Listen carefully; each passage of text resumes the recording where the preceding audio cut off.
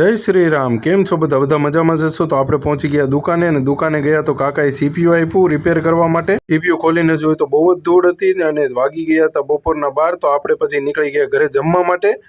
અને ઘરે પહોંચીને જોયું તો ઊંધિયું અને રોટલી અને છાશ હતી. તો મસ્ત ફટાફટ જમી લીધું છે આપણે. ચાલો તમે પણ જમવા.